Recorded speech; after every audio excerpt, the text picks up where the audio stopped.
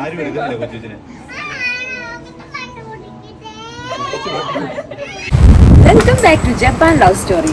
ഇന്നിപ്പോൾ നമ്മൾ വന്നിരിക്കുന്നത് വെറും ഒരു മ്യൂസിയം അല്ല, ജപ്പാൻ തന്നെ ഇൻഡസ്ട്രിയൽ പവറായ ടൊയോട്ടയുടെ ഒരു മ്യൂസിയത്തിലാണ്. കമോൺ, അപ്പോൾ നമുക്ക് Toyota commemorative museum of industry and technology കാണാൻ പോവാം. ഇച്ചിരി കഷ്ടപ്പെട്ടിട്ടാണെങ്കിലും ഞാൻ പേര് തെറ്റിക്കാതെ പറഞ്ഞിട്ടുണ്ട്. അപ്പം നമുക്ക് മ്യൂസിയം കാണാൻ പോവാം. നഗോയയിലെ ഒരു ഫേമസ് മ്യൂസിയം ആണിത്.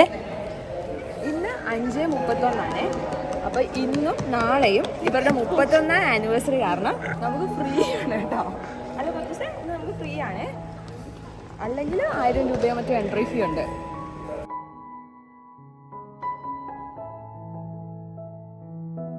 ഈ ടൊയോട്ട മ്യൂസിയത്തിൽ വന്നിട്ട് ഞാൻ എന്തിനാ ഈ മൂവിൻ്റെ ഫ്രണ്ട് നിൽക്കുന്നതെന്ന് നിങ്ങൾ ചിന്തിക്കുന്നുണ്ടോ?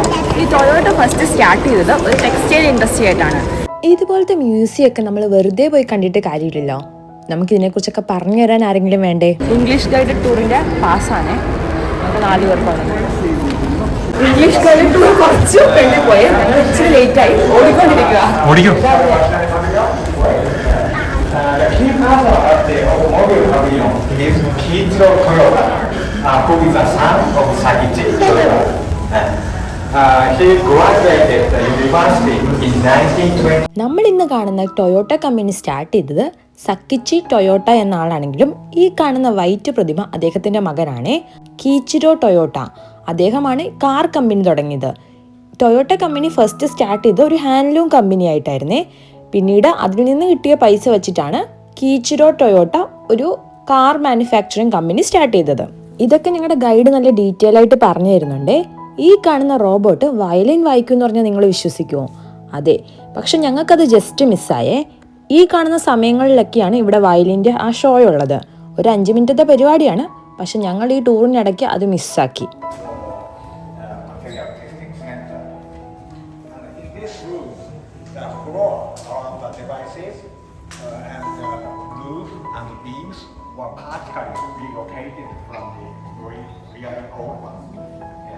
Those three equipment make a harness of the stem. Dornier, fingers, rockwell. Those effects used even today. Most of them were made in Japan, of course. This is a microscope imported from Germany. ഇങ്ങനത്തെ മ്യൂസിയമൊക്കെ നല്ലപോലെ interest ഉള്ളവർ പോയി കണ്ടിട്ടേ കാര്യമുള്ളേ. ഇത് ഇവരുടെ പണ്ടത്തെ മെഷീൻസും കാര്യങ്ങളൊക്കെയാണ് ഇയാളുടെ ഡീറ്റെയിൽ ആയിട്ട് നമുക്ക് കാണിച്ചു തരുന്നത്. ബാക്കി കേൾക്കുന്ന കരച്ചിൽ ഉറപ്പായിട്ട് ഹെയ്സലിൻ്റെയാണ്. അങ്ങനെ അധികം ഹിസ്റ്ററി ഒന്നും കാണിച്ച് ഞാൻ നിങ്ങളെ ബോറടിപ്പിക്കുന്നില്ലേ. ഇപ്പം നമ്മൾ ഇപ്പോഴത്തെ മോഡേൺ കാർസിലെത്തി. ഈ കാറിൻ്റെ ഉള്ളെങ്ങനെയാ, എൻജിൻ എങ്ങനെയാ, അങ്ങനത്തെ ഉള്ള കാര്യങ്ങളൊക്കെയാണ് ഇവിടെ കാണിക്കുന്നത്.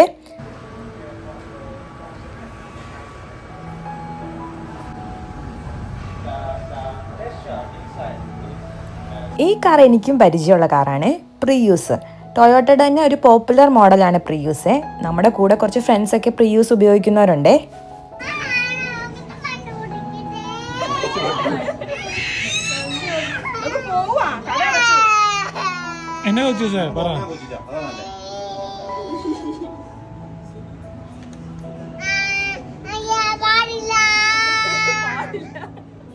അതിൻ്റെ ഉള്ളിൽ കയറി വണ്ടി ഓടിക്കാൻ വേണ്ടിയാണ് ഹെയ്സൽ വാശി പിടിക്കുന്നത്. ഇവിടെ വെറും മ്യൂസിയം സെറ്റപ്പ് അല്ല, ഇതെല്ലാം ഇന്ററാക്റ്റീവ് ആയിട്ട് കാണാൻ പറ്റും. ഒരു എയർ ബാഗ് നോക്കിക്കേ, എയർ ബാഗ് അത് ഫുൾ ഡെമോ ഇതിൻ്റെ നമുക്ക് കാണാൻ പറ്റും എയർ ബാഗിന്റെ. ഇങ്ങനെ ഇൻട്രാക്റ്റീവ് ആക്കിയത് കൊണ്ട് തന്നെ ഒരു പരിധി വരെ നമുക്ക് ബോറടിക്കാതെ പിടിച്ചു നിൽക്കാൻ പറ്റുവേ. ഇവിടെ എയർ ബാഗിൻ്റെ മാത്രമല്ല ആൻറ്റി ലോക്ക് ബ്രേക്ക് സിസ്റ്റത്തിൻ്റെയും സീറ്റ് ബെൽറ്റിൻ്റെ ഒക്കെ ഡെമോൺസ്ട്രേഷൻ അവിടെ കാണിക്കുന്നുണ്ടായിരുന്നേ. ഇപ്പം നമ്മൾ പ്രസൻറ്റിലുള്ള ടൊയോട്ടയിലാണ് നിൽക്കുന്നത്. അതായത് ടൊയോട്ട ഇത്രമാത്രം വളർന്നു, ഒരു കച്ചേരിക്കുള്ള മൊത്തം റോബോട്ടുകളും ഇവിടെയുണ്ട്. ഇത് ഫുൾ റോബോട്ട് ഹാൻഡിൽ ചെയ്തോളും, മനുഷ്യനൊന്നും ഇവിടെ ആവശ്യമില്ല. അങ്ങനെ മുകളിലത്തെ നിലയിലെ കാഴ്ചകളൊക്കെ കണ്ടിട്ട് നമുക്കിനി പയ്യെ താഴോട്ട് പോവാവേ. താഴെയാണ് ശരിക്കും ഒരു കാർ ഉണ്ടാക്കുന്നത് എങ്ങനെയാണെന്ന് കാണാൻ പറ്റുക. കാർ ഉണ്ടാക്കുന്ന മാത്രമല്ല, ധാരാളം കാറുകളും അവിടെയുണ്ട്. ഇപ്പോഴത്തെ അഡ്വാൻസ് ഹൈബ്രിഡ് കാറുകൾ മുതൽ പഴയ കാലത്തെ സിമ്പിൾ കാറുകൾ വരെ ഇവിടെയുണ്ട്. എങ്ങനെയാണ് ടൊയോട്ട ഇങ്ങനൊരു സൂപ്പർ കമ്പനിയായിട്ട് ഇവോൾവ് ചെയ്തതെന്നുള്ളതൊക്കെ നമുക്ക് കാണാൻ പറ്റുവേ.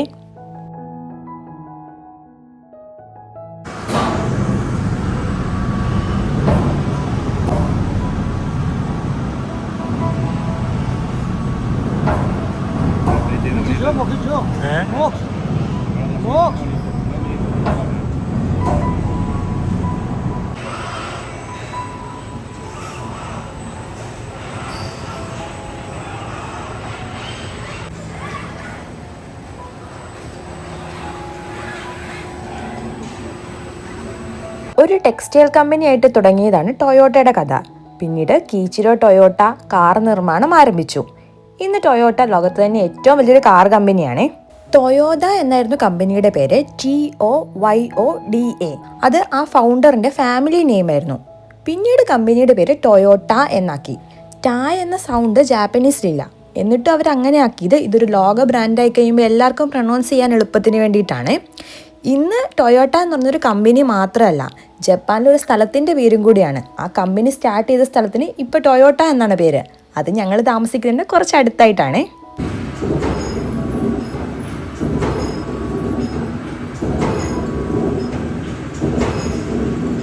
ഇതൊരു ഇൻറ്ററാക്റ്റീവ് മ്യൂസിയം ആണല്ലോ, അതുകൊണ്ട് തന്നെ നമുക്കൊരു കാർ ഉണ്ടാക്കുന്നതിൻ്റെ എല്ലാ സ്റ്റെപ്പും നമുക്ക് നേരിട്ട് ചെയ്ത് നോക്കാനുള്ള അവസരം ഉണ്ടായിരുന്നു അവിടെ.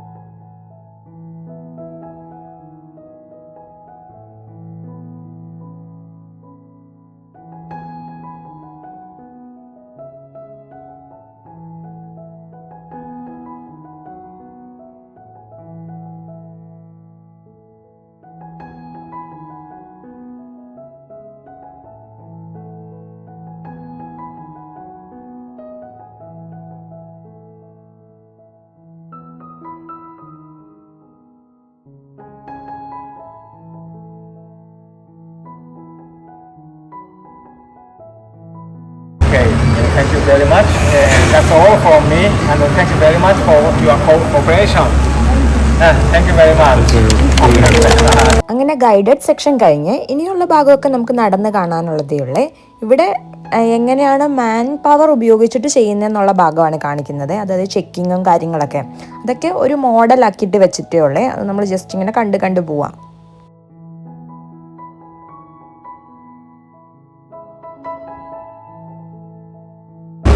കിടക്കുന്ന 4 വണ്ടിയില്ലേ, ഈ 4 വണ്ടി വർഷത്തിൽ ഒരു പ്രാവശ്യം ഇവർ ഓടിച്ച് കാണിക്കും. അങ്ങനെ ഓടിച്ച് കാണിക്കുന്ന ദിവസമാണിത്. ഇതുപോലെ ഇങ്ങനെ റോഡിൽ കൂടെ ഓടിച്ച് കാണിക്കാനുള്ള സുവർണ അവസരം നമുക്കുണ്ടാവേ. ഇന്ന് ഞങ്ങൾ 3:30 ഇംഗ്ലീഷ് ഗൈഡിന്റെ ടൂർ എടുത്തിട്ടുണ്ട്. അതുകൊണ്ട് തന്നെ ഇത് ഓടിച്ച് കാണിക്കുന്നത് കാണാൻ വേണ്ടിയിട്ട് നിൽക്കാൻ ഞങ്ങൾക്ക് പറ്റത്തില്ല. ഞങ്ങൾ ആ ടൂറിലായിരിക്കും ആ സമയത്ത്. ഈ വണ്ടി കാണാൻ പറ്റൂലെന്ന് ഞങ്ങൾ വിചാരിച്ചേ, പക്ഷെ ലാസ്റ്റ് ഞങ്ങൾ ഈ വണ്ടി കാണുന്നുണ്ട്. ലാസ്റ്റ് വരെ കണ്ടാൽ അത് കാണാവേ.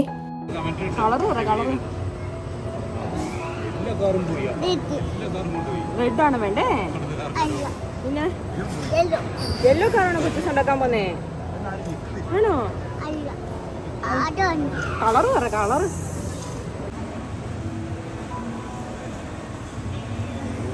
ഇവിടെ വീക്കെൻഡ്സിൽ ഇങ്ങനൊരു പരിപാടിയുണ്ട്. ടൊയോട്ടയുടെ മോഡൽ AA എന്ന് പറഞ്ഞ കാറിൻ്റെ ഒരു ചെറിയ മിനിയേച്ചർ നമുക്കൊരു കീ ചെയിൻ പോലെ ആക്കി തരും. അപ്പോൾ അതിന് വേണ്ടിയിട്ടാണ് നമ്മൾ ക്യൂ നിൽക്കുന്നത്. ഇതതിൻ്റെ ഇൻസ്ട്രക്ഷൻസ് ആണ്, അത് നമ്മൾ തന്നെയാണ് ചെയ്യേണ്ടത്. അതാണ് ഇതിൻ്റെ മെയിൻ ഹൈലൈറ്റ്. അപ്പോൾ ജസ്റ്റ് ഞെക്കിയാൽ മതി, ബട്ടണിലേക്ക് ഞെക്കാനുള്ളതേ ഉള്ളൂ. അപ്പോൾ നമുക്ക് ക്യൂ നിന്ന് അങ്ങനത്തെ ഒരു കീ ചെയിൻ മേടിക്കാം. അങ്ങനെ എൻ്റെ ടേണായേ ഈ 2 ബട്ടണിലും കൂടെ ഒന്നിച്ച് നിൽക്കുമ്പോൾ അവിടുന്ന് മെഷീൻ മൂവ് ആയിട്ട് നമുക്ക് 2 പീസ് ഓഫ് കാർ കിട്ടും. ഇതാ എൻ്റെ കാർ ഇതാ വരുന്നു. ബ്ലാക്ക് കളറുള്ള കാറാണ്. അങ്ങനെ കളർ ഓപ്ഷൻസ് ഒന്നുമില്ല, എല്ലാവർക്കും ഒരുപോലത്തെ കാർ തന്നെയാണ്. അത് നമ്മൾ തന്നെയാണ് ജോയിൻ ചെയ്യേണ്ടത്. 2 പീസ് ഉണ്ടല്ലോ. പിന്നെ ലക്കി ചാമിൻ്റെ ഒരു വള്ളി പോലത്തെ സാധനം ഇവിടെ വെച്ചിട്ടുണ്ട്. അതും എടുത്തിട്ട് നമ്മൾ തന്നെയാണ് ആ സാധനം ഉണ്ടാക്കേണ്ടത്. ഇത് നമുക്കൊരു സുവർണിയർ പോലെ സൂക്ഷിച്ച് വെക്കാൻ പറ്റുമേ. ഇനി അങ്ങോട്ട് ടൊയോട്ടയുടെ കുറച്ച് പോപ്പുലർ കാറുകൾ പഴയതും പുതിയതും ഒക്കെ ആയിട്ട് ഇങ്ങനെ ഷോക്കേസ് ചെയ്ത് വെച്ചിരിക്കുകയാണ്. നമുക്കത് നടന്ന് കാണാം. ഈ മഞ്ഞക്കാറിലൊക്കെ കയറിയിരുന്ന് ഫോട്ടോ എടുക്കാനുള്ള അവസരമൊക്കെ ഉണ്ടായിരുന്നു. പക്ഷെ ഭയങ്കര ക്യൂ ആയത് കാരണം അത് ഞങ്ങൾക്ക് സാധിച്ചില്ലേ. നമ്മളിപ്പോൾ സുവർണിയർ പോലെ ഒരു കുഞ്ഞു കാറിൻ്റെ മോഡൽ അവിടെ നിർമ്മിച്ചില്ലേ, അത് ടൊയോട്ട മോഡൽ AA ആണ്. അത് ടൊയോട്ട നിർമ്മിച്ച ഏറ്റവും ആദ്യത്തെ പാസഞ്ചർ കാറാണ്. 1930കളിലാണ് അത് നിർമ്മിച്ചത്. ഇവർ നിർമ്മിച്ച കാറുകളിൽ ഏറ്റവും പോപ്പുലർ ടൊയോട്ട കൊറോളയാണ്. വിശ്വസ്തതയും ഫ്യൂവൽ എഫിഷ്യൻസിയും കൊണ്ട് ലോകത്ത് തന്നെ ഏറ്റവും കൂടുതൽ വിറ്റഴിക്കപ്പെട്ട ഒരു കാറാണത്. ഹൈബ്രിഡ് വാഹനങ്ങൾ വികസിപ്പിക്കുന്നതിലും ടൊയോട്ട വലിയ പങ്ക് വഹിച്ചിട്ടുണ്ട്. അതിൽ ഏറ്റവും വലിയ ഉദാഹരണമാണ് ടൊയോട്ട പ്രിയൂസ്. അതുമാത്രമൊന്നുമല്ല, ലാൻഡ് ക്രൂസർ പോലെയുള്ള SUVs ഒക്കെ ടൊയോട്ടയുടെ മോഡേൺ കാർസിൽ മുൻപന്തിയിൽ നിൽക്കുന്നതാണേ. കൊച്ചൂസിനെ കണ്ടുപിടിക്കാൻ വേണ്ടി പോവാേ.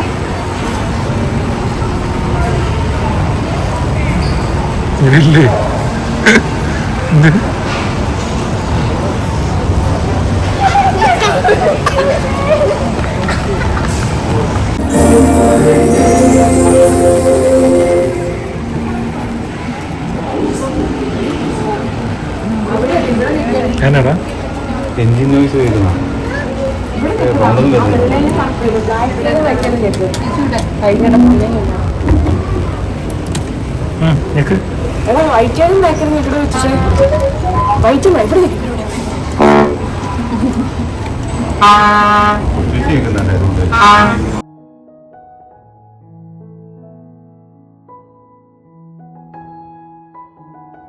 ഇത് ഈ മ്യൂസിയത്തിൻ്റെ പ്രത്യേകതയാണ്. പഴയ ക്ലാസിക് കാറുകളൊക്കെ ലൈവായിട്ട് സ്റ്റാർട്ട് ചെയ്ത് ഓടിച്ചു കാണിക്കുന്ന ഈ പരിപാടി.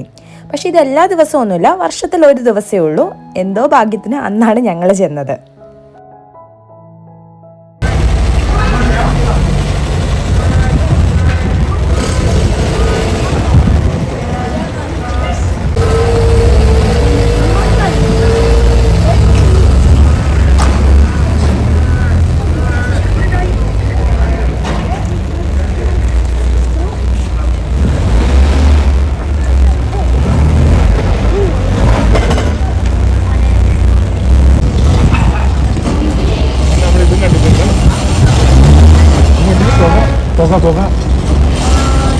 തുക വരും.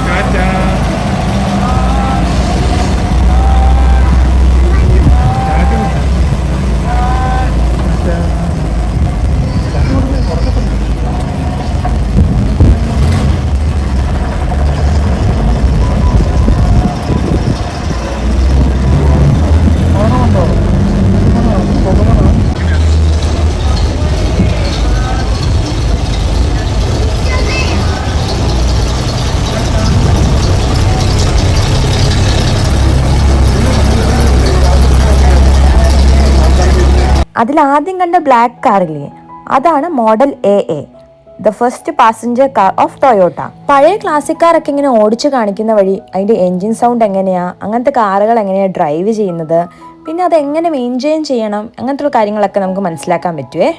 അപ്പോൾ അത്രയൊക്കെയുള്ളൂ ടൊയോട്ട മ്യൂസിയത്തിൻ്റെ വിശേഷങ്ങൾ. നഗോയ ഏരിയ വരുവാണെങ്കിൽ മസ്റ്റ് വിസിറ്റ് ആയിട്ടൊരു സ്ഥലമാണിത്. എന്തായാലും നിങ്ങൾക്ക് നഷ്ടമൊന്നും ഉണ്ടാവില്ല. അടുത്തയാഴ്ച വേറൊരു വീഡിയോ ആയിട്ട് വരാം.